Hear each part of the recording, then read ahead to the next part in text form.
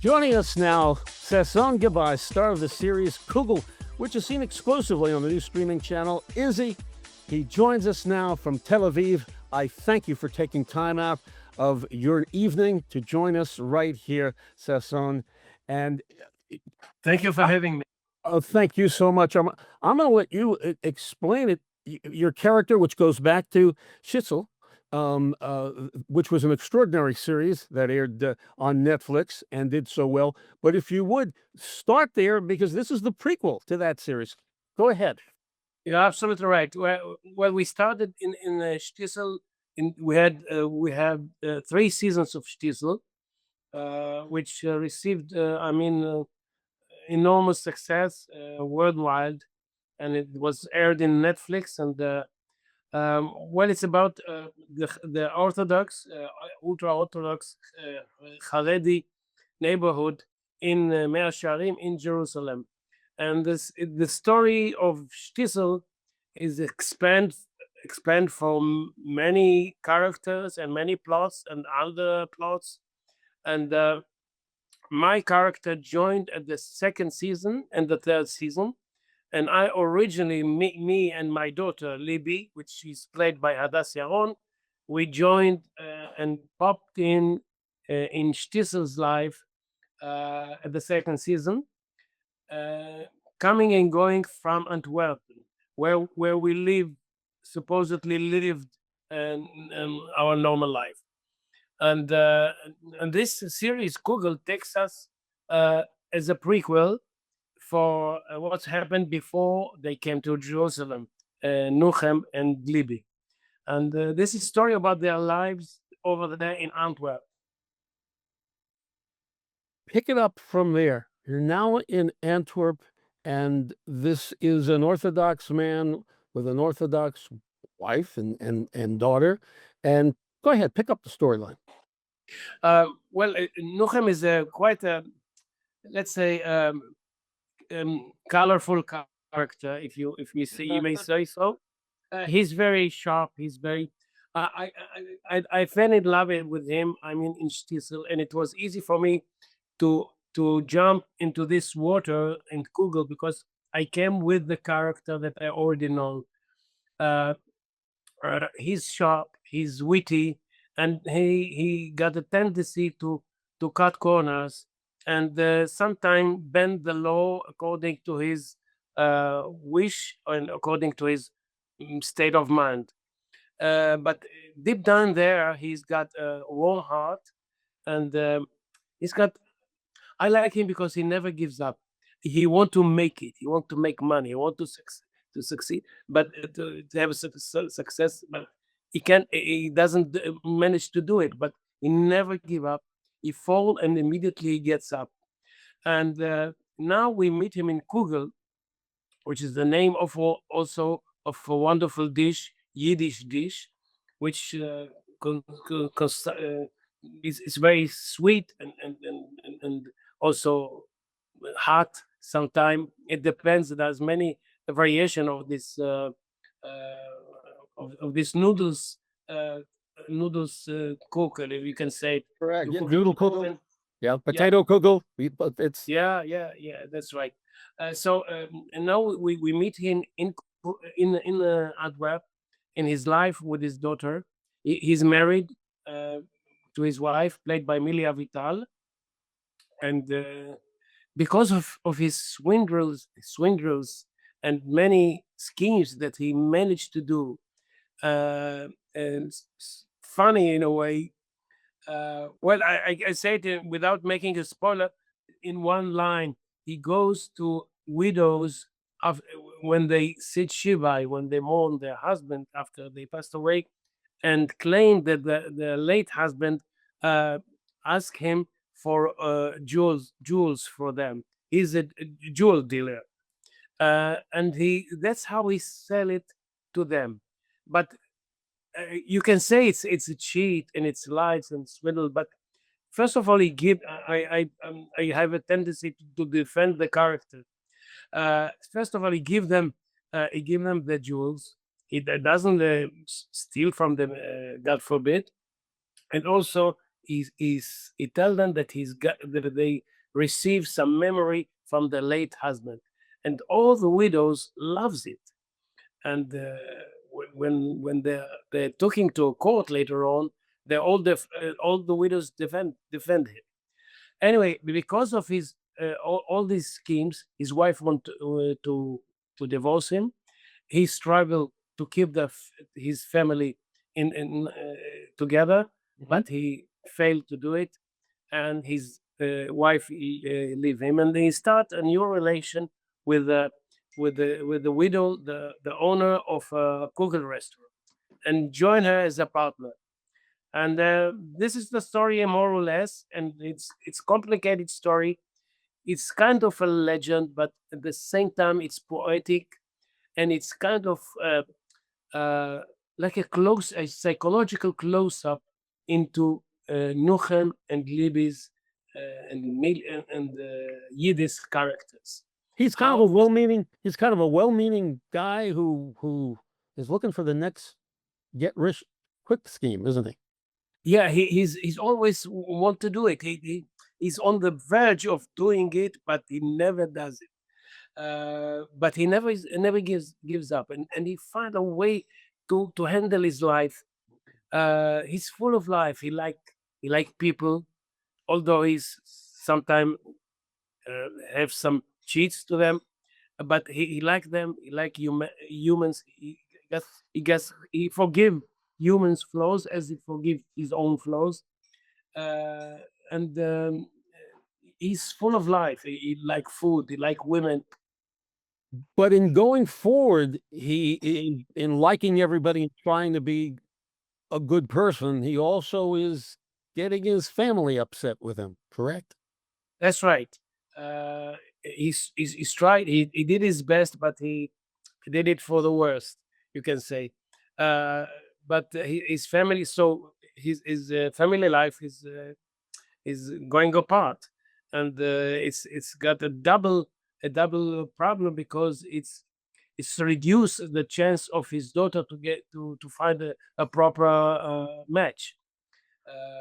So he feel also guilt feeling, but he always I mean his daughter is the apple of his eye, and he do the best for her, not to be not to be damaged by his own character. So He's also done something that you don't see that much in traditional ultra-Orthodox families. He has gotten his wife on the verge of saying bye-bye, hasn't he? uh, it was her decision to leave him, yes, but it does happen apparently. It's not so popular, but it does happen, and and he accepted, in some way he's very modern in his state of mind. He's not, you can say but he is I mean he is obeying the religious laws, etc., but he's very modern and up to date in his state of mind. Sasson, why the prequel? Why didn't they just move on? What made them do the prequel in this? Look, I don't know exactly why they didn't move on, but we always hoped for a continuation and for a next season of Shtisel. And I deep in my heart, I knew that it's going to happen somehow. Uh, Shtisel was written by Indursky and Ori alone. Kugel was written only by Indursky. I don't know exactly why, but maybe it was a budget, or maybe it's some artistic decisions, and they decided not to continue Shtisel. But deep in my heart, I knew that I won't going to leave Nuchem so soon. And when they approached me with the idea and with the offer to make a prequel based on his character and his daughter's character, Adas Yaron, I didn't have to think twice. I said immediately yes, and I jumped into it gladly. What is it about his character that you admire so much? I admire his uh, his power of life, his strength of life. He never gives up. But he know that life consists of failures and success, and he accept it as a base, and he never gives up. So when he fall, he immediately gets up and continue. That's Mm. what I love about him, and he's got a love for life. And then many times he's cutting corners, making swing things that Swindling, a little down. swindling. Yeah. Yeah, and but at the same time, he's got something warm in his heart. And what is it that you don't like about Nuchem? Uh, well, look, as an actor who should portray the character, I accept him as he is, and I don't look for his flaws. Wow. But he's got, he's got it. He's well. First of all, he's too egoist. He doesn't think about the other. When he does something, he didn't think about how it's going to affect his somebody else. He thinks about himself. That's you may be, and he's too much flexible. He's going around and ups and down and try to survive with all these manipulations and all these maneuvers. He tried to stay intact. When did all the production take place? When did you shoot?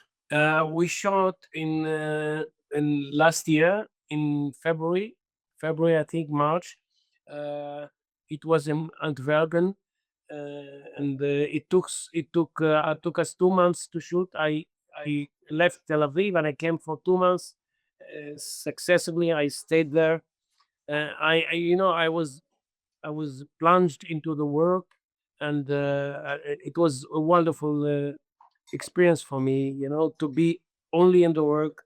My wife came to visit me from Tel Aviv. My daughter came to visit me, but I was always on the work and only on the work. And the fact that we shot it in the same place, in the same neighborhood that the story takes place was very. I mean, it's added to the credibility and to the authenticity of our work. So totally on location, and I take it you really got to like Antwerp. Yeah, I did. Also, I mean, we had much of support from the Orthodox community over there. I mean, it's opposite in Jerusalem. Mea Shearim, the Orthodox community is very restrained and doesn't want to be connected to people who make movies, etc.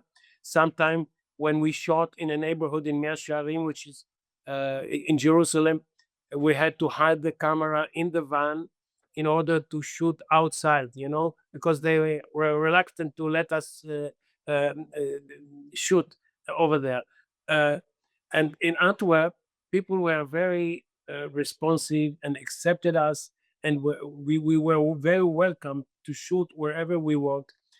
Also, they invited us as part of the research, and also not as part of the research.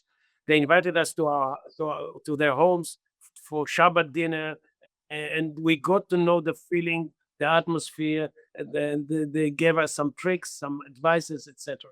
So Belgium treated you very well, as they say. Yeah, a lot. I had also, a big challenge since I came from Iraq. I'm a Jew from Iraq, and I came to Israel when I was 3 years old. So my family has no Yiddish background whatsoever. But so my challenge is, because there's a lot of Yiddish in my part in this series. It was a big challenge to make the Yiddish mine, and that the audience will be convinced that I'm speaking fluent Yiddish. But I love to do it. It's a challenge that I like to do. I had a wonderful coach who taught me the Yiddish, all the nuance, all the stresses, the syllabus, etc. Culturally, culture, you grew up as a Sephardic Jew, Yeah, but in the movie you were an Ashkenazi Jew, correct? exactly, Yeah. exactly.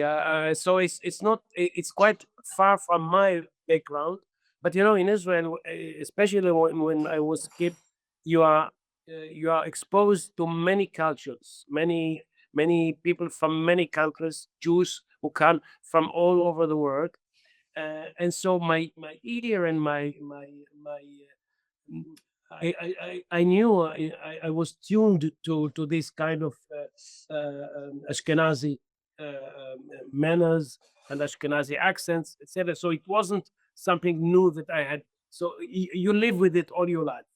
How did you get into acting? If there you come from Iraq, you're growing up in Tel Aviv, where did acting I come came from Iraq when I was 3 years old, and I grew up in Haifa. It's a from? Oh, hi. city in Haifa, a city in Israel, Sure. in the north part of Israel. And I wanted, I was kind of a shy boy, very shy, very quiet, very uncertain in his doing. And once I remember that when I was a kid, I did some sketch in the school, and all of a sudden I felt very free, very confident in myself. I felt in my water, if I may say so. And since then, I started to be interested in acting, in theater, in plays. I wanted to see many plays, and I was interested in it.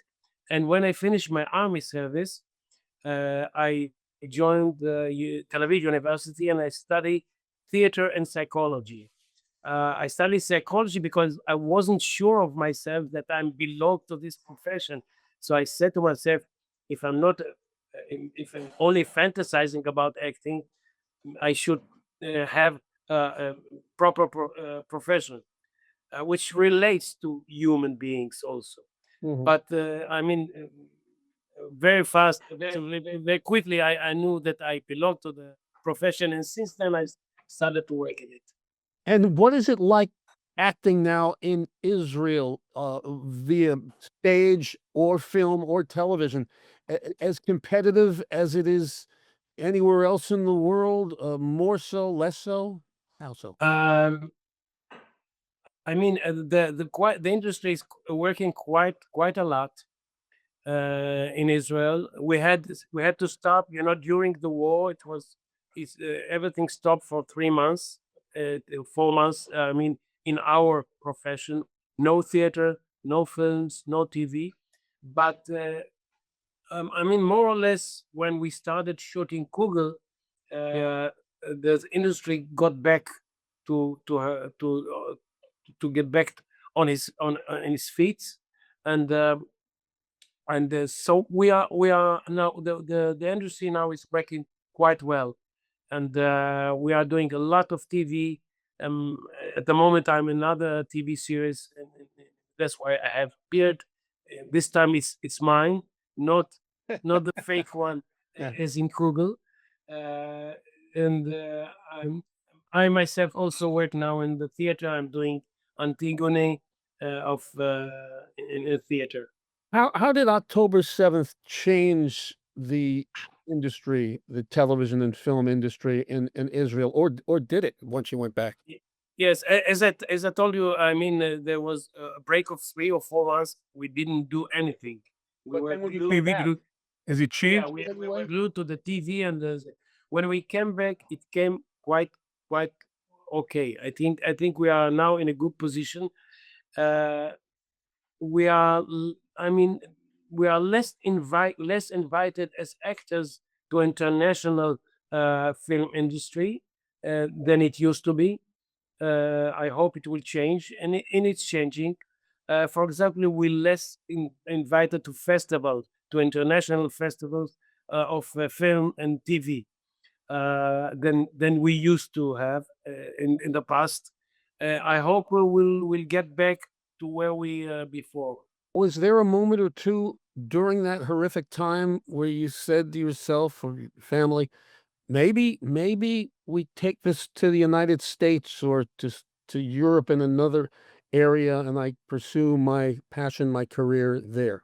Is that a possibility? Look, I'm always open to have a career in the US. I spent almost 4 years in the U.S. 1 year on Broadway doing the musical The Band's Visit, and then 2 years touring the U.S. And then I worked a lot in abroad in Europe doing films. So my wish to have a career in the U.S. is always, regardless of the thing of the war. But in this respect, I didn't thought about it. I mean, at the contrary, I wanted to do things here. I wanted to be here to do things here and to make things coming back as they used to be. We are still on the way. We are not. We are not. They are not there yet. We just wound up in the United States at the end of the award season, culminating with the Oscars, and then down the road the Emmys. In Israel, and Shtisel won a lot of awards, a lot of I guess the Israeli version of Television Academy Awards, the Emmy Awards. Yeah. How important is that when you are recognized with those golden trophies? In Israel or abroad? Israel. Well, In Israel. in Israel, it is important. You know, it's less important than in US and Europe, because in US there's so many productions and so many creations that the award and the trophies are kind of a kind of elimination or kind of criteria to define the best, let's say, in quotation marks. In Israel, it's less important than that, but still it gives a focus of you as a creator, as an actor, director, or screenwriter. I mean, it's got importance. As I said at the outset, Shtisel was a runaway hit on Netflix. With Kugel, it's a different story. The platform is Izzy. Talk about that platform for a little bit. It's a streaming platform. Yeah, this platform exists for 3 years, I think, or so, and they took Shtisel and they took Kugel to the platform, and I think they want to promote Kugel and the platform through Kugel.